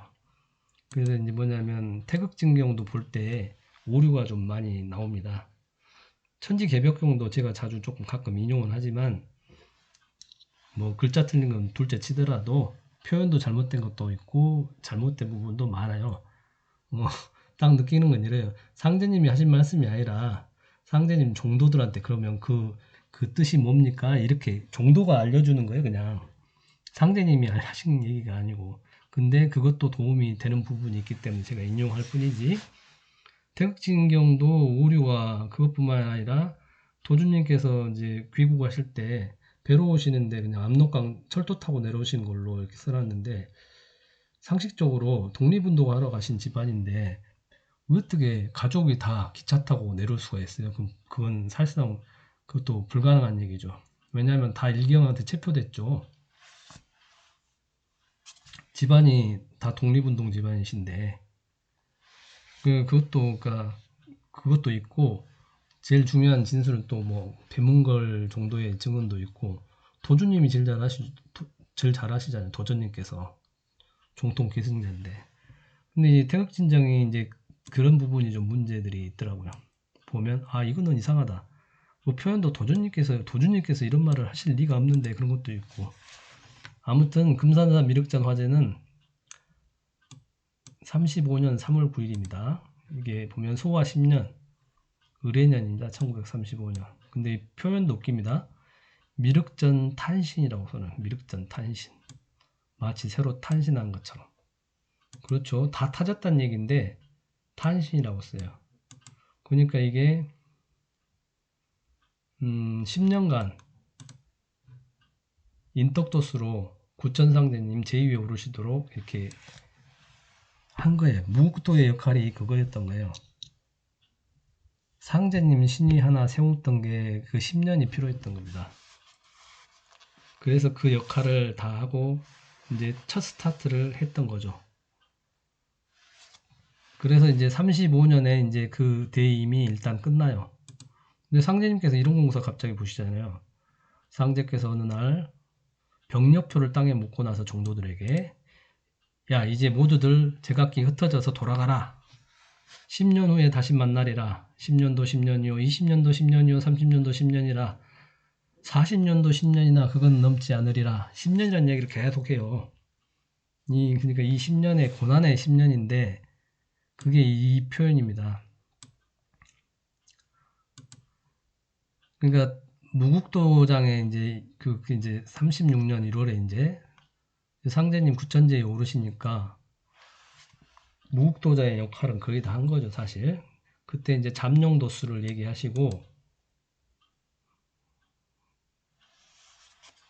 얘기하시면서 이제 전국을 돌아다니면서 수도를 하세요. 그게 이제 여기는 체제에서 입상공부라고 되어 있는데, 뭐 입상공부도 맞죠. 우리 교훈에는 이렇게 표현되어 있죠. 종교의 상령이 내리고 도주께서는 인덕도수와 잠복도수를 말씀하시며, 이게 뭐냐면 엄청 압축적으로 써놓은 겁니다. 지금 쫙 너무 압축적으로 써놓으니까 못 알아먹겠더라고요, 나중에. 근데 보니까 이렇게 된 거예요. 인덕도수와 잠룡도수를 잠복도수가 잠룡도수라고 하고 똑같은 의미입니다. 그래가지고 이제 그대들은 포도가여 재민하였도다. 각자는 집으로 돌아가서 부모 처자를 공양하되 찾을 날을 기다리라 하셨다. 그리고 이제 도장은 나중에 41년도에 총독부에서 가져가 버리죠. 아무튼 이 도주님께서 갑자기 이제 10년을 이렇게 입상 공부 들어가신다고, 1년이 될런지 3년이 될런지 10년이 될런지 인해 공부 성공 후에 다시 보자. 그대들은 포독 재민하였다. 이제 각자 집으로 돌아가서 부모 처자를 공양하되 찾을 날을 기다리라. 이제 도주님께서 이렇게 선포하고 가셨단 말이에요. 10년을 회룡제 계시고 전국에 이제 이곳저곳에서 정성을 들이세요. 그 시기를 갖다가 상제님께서 이런 거예요. 모두들 제각기 흩어져서 돌아가라. 10년 후에 다시 만나리라. 10년도 10년, 40년도 40년인데 40년을 안 넘는다는 얘기는 일제 36년을 얘기하시는 것 같고, 그 끝내는 게 이 10년으로 그 일제 36년을 종결 짓는 그 얘기를 하시는 거예요. 그래서 우리 교훈에는 정말 간단하게 나와 있어요. 뭐라고 되어 있냐면, 도주께서는 고향에서 회룡제 10년, 고향에서 말할 수 없는 고난 속에서도, 정말 말할 수도 없는 고난 속에서도 도수에 관한 공부를 계속하셨고, 종도 몇 사람이 외경의 눈을 피하면서 도주를 도우니라. 도주께서는 해문리에 마련된 정사 회령제를 중심으로 전국 각지에 두루 다니시면서 수행하셨도다. 여기 보니까 그러니까 40평생 그만두고라는 표현이 나옵니다. 왜냐하면 도주님께서 1935년 정월에 이제 잠룡도수 하시는데 이 36년이니까 딱 해방될 때까지 잠룡도수 10년을 보시거든요. 36년인데 이제 하면은 1945년이잖아요. 그 10년을 잠룡도수로 엄청난 힘든 말할 수 없는 고난 표현이 딱 이거죠. 말할 수 없는 고난 속에서요. 그래서 이런 표현이 나올 수 있겠더라고 제가 보니까. 잠룡은 회룡이다. 왜냐하면 그 우리 주역에서 표현할 때 용이 항용유해라는 표현도 있는데 이제 여기 용이 이제 잠수를 하지 않습니까? 깊이 물속으로 들어가면 그건 다시 튀어 오르기 위해서 이렇게 잠룡한다는 거예요. 튀어 오르기 위해서 다시 들어가는 거죠. 그러니까 그게 이제 헛도수가 낙화도수인데 낙화라는 게 뭡니까? 꽃이 떨어지면 이제 열매 결실을 맺기 위한 거죠. 잠룡도 뭐냐? 그거는 다시 회룡하려고 하는 거죠. 다시 나타나는 거죠. 그래서 공부처도 회룡제입니다. 잠룡이니까 회룡인 거죠. 그래서 회룡제 일대에서 10년간 엄청난 고행을 하십니다. 고행은 아니고 천지독수를 보신 거죠. 그러니까 그때 이제 우리 불지영체 선지주와 유지범절 우리 대순회법이 유불선 3교를 정수를 뽑았다 했지 않습니까? 그러면 천안천하를 허령이라고 써놨는데 이게 이제 유교에서는 허령불매라고 텅 빈 마음 이렇게 불가에 있는 공허한 그런 거라고 생각하는데 그건 사실 우리 쪽에서 허령은 그런 의미로 쓰는 게 아니고 그냥 그 말씀이 맞습니다. 아직까지는 지인은 아니기 때문에 허란 얘기입니다. 지인이 아니기 때문에 허. 이 허령부가 그래서 무의구고 우리 지금 계속 아까 무릉도원 찾아간다는 얘기가 있지 않습니까? 무의구곡이 무릉도원이거든요. 그 허령부를 보면 이게 점점 희미하잖아요. 태아가 명확하지 않고 희미해 선들도. 그 지갑부도 오지만. 그래서 허령부는 이때까지도 완벽한 게 아니고 진을 찾아가는 과정인 거고 지각부도 보면 지각은 뭐 철을 안다는 뜻으로 이제 해석이 되는데 그래서 진을 찾기 위해서 그 깨달음으로 견디고 버틴다는 의미가 있는 것 같아요. 그래서 그 잠룡도수 10년간으로 말할 수 없는 고난 속에서 그 고난을 도주님께서 지각으로 버티고 극복하셔가지고 잠룡했던 용이 회룡하는 그 기간이 10년이었던 거죠. 그거와 동시에 이제 이렇게 되는데요. 신명부 이제 명확하게 신명이 응기에서 모든 형태를 다 갖췄지 않습니까? 그 고난 속에서 얻어낸 것이 그 태극도장이었죠, 사실은. 그럼 그때 도주님께서 공사하신 걸 잠깐 보시면 회룡제 공부에 1940년 겨울이었던 것 같은데 이렇게 법수를 받들고 이제 방에는 불을 안 떼고 한겨울에 그러다 보니까 손에 물이 이제 닳아서 동상에 걸리고 얼어서 손이 이제 터지기도 하시고 그러셨답니다. 그때 이제 이용직이 방에다 몰래 불을 떼려고 그러니까 네가 내 몸을 걱정하면 가상하나 내가 이렇게 하여야 천하사가 성취되리니 너는 나의 공부를 방해하지 말아라. 그래서 끝내 불을 안 떼시고 이렇게 공부를 하셨답니다. 그리고 회룡제 상설도수에는 밑에다가 집을 펴놓으시고 회룡조 뒷뜰에 집을 펴놓으시고 15일간 철야를 하셨답니다. 밤을 새신 거죠.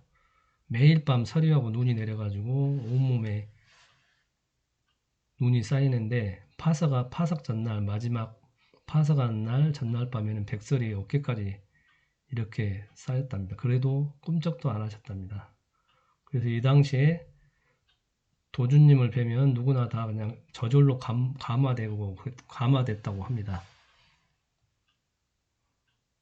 그리고 이제 천주산에서 공부하실 때는 산에다 이렇게 임시 막사를 쳐놓고 천하창생들 해방도수를 보신다고 하시면서 혹한에도 화기, 불은 일체 금하시고 이렇게 법수를 받드시니 법수조차도 얼어버리고 수염 법수하고 손도 다 그렇게 힘들게 하셨던 게 이게 그냥 본인의 깨달음이나 이런 게 아니고 천하창생들을 해방하기 위해서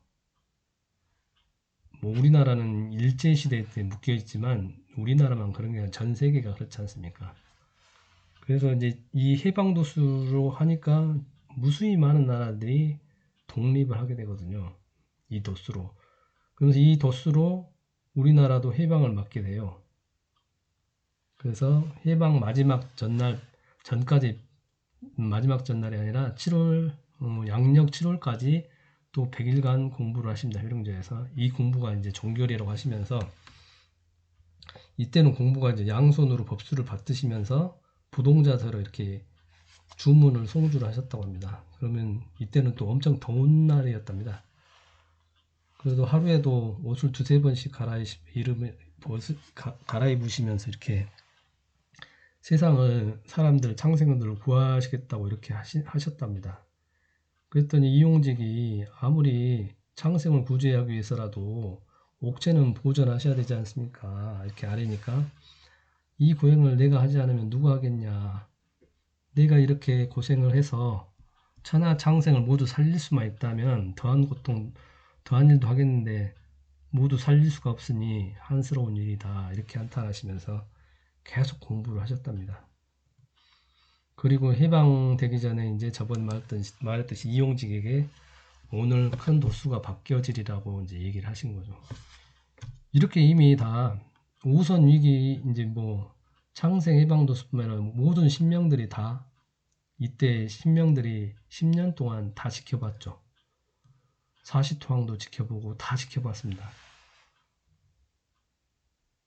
그러면서 5호선 위기혈이 이제 서서히 해방이 되고 굳어져 갑니다.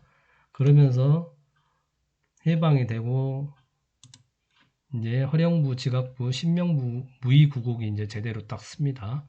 이 길을 도장을 찾아요. 이 도장을 찾는다는 얘기는 뭐냐면 이 고행으로 모셔온 모든 신명들이 감동해서 어디로 따라옵니까? 이 대강전으로 영대로 다 모이십니다. 영대로 모이세요. 그래서 보수도장 여기 보면 여기 지금 안 나오는데 옆에 잠깐만요. 처음에 여기 태극도장 이전에 여기 보수도장에 산정해서 공부를 하셨거든요. 저는 왜 여기서 공부를 하셨을까 근데 보면 부산항이지 않습니까? 천지신명들이 이렇게 부산항으로 화물선 꼬리표를 따라 들어오지 않습니까? 부산항이 넘쳐나니까 이제 감천항으로 이때 다 도주님께서 여기서 맞아들이신 것 같더라고요. 다 불러 모으신 거죠, 신명들을.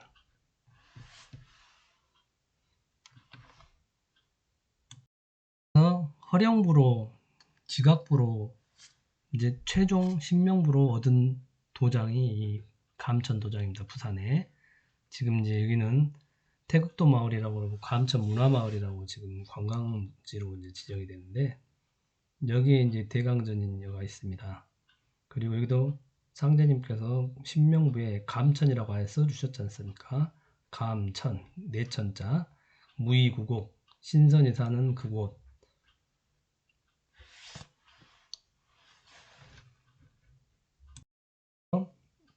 최지간 난강철경이 나오잖아요. 지성감천 아니면 만나보기 어렵거든. 인해성심 지극터니 죽은 나무에 꽃이 피네. 이 다리는 네 다리인가 정산도의 노다리라 이렇게 하면서 이내 노래 지어내어 너의 창생 살리려고 원문가사 전해주니 이내 말 묻지 말고 자세하게 살펴 일심 공부하여 해원하여 보소. 그리고 용담수류 사회추는 아까 보시면 이게 결국 감천도작을 얘기하는 겁니다.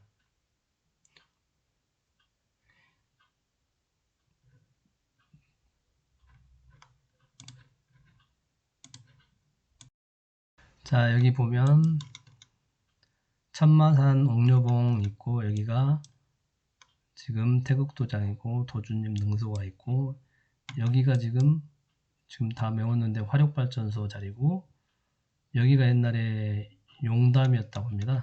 지명이 찾아보니까 있더라고요. 그러면 뭐냐, 용담수류 사해원은 이 용담에서 흐르는 물이 전 세계로 다 연결이 된다는 얘기입니다. 다 이제 이쪽으로 다 연결이 다 된 거예요. 사해가 다. 너무 많이 시간이 지났는데 체지가 다시 정리하겠습니다. 뱃노래에서는 알려준 거예요. 북쪽에서 내려올 때는 이 남지철교를 타고 회문촌으로 오라는 거예요. 여기가 도주님 생가입니다. 그 다음에 부산 쪽에 오는 사람들은 이 낙동강 타고 와가지고 여기 광려천 쭉 타고 와서 이리 쭉 타고 오면 바로 여기 회룡제 옵니다. 그 다음에 작대산이 여기 작대산이고요. 창원에 있는 천주산에서 공사는 여기서 하셨고요. 성주사가 갑자기 안 보이네. 여기 계명산 있고 함안 방구정 있고, 이제 전라도 쪽에서 오면 이쪽에 정암철교, 이게 이제 체지가에서 남강철교라고 되는데 남강철교로 이렇게 함안으로 옵니다. 그래서 이리 오면 이렇게 또 우리 도주님 생가 회문촌으로 올 수가 있죠. 이게 이제 어디로 성인이 청림도사가 올지를 알려준 겁니다. 오늘은 뱃노래, 체지가 뱃노래 이제 정확히 아시기 바랍니다. 청림도사가 전생이 추패왕, 그전에는 단주셨다. 그분이 이제 삼생의 성인으로, 삼생에 오신 성군으로 청림다서로 이제 오신 거고, 어디로 오시냐? 경남 함안 회문촌, 회문리로 오시고, 거기 가면 남지가 있고, 남지철교도 있고, 그리고 작대산도 있고, 그리고 이 정도면 다 알려주신 거죠. 그 다음에는 이제 다음번에는 이제 더 자세하게 하도록 하겠습니다. 도준님께서 그 10년 동안 잠룡도수로 공부하신 내용 덕분에 우리가 지금 이 자리에 있다는 게 감사하게 생각하고, 다음 시간에 또 뵙겠습니다. 오랜 시간 감사합니다.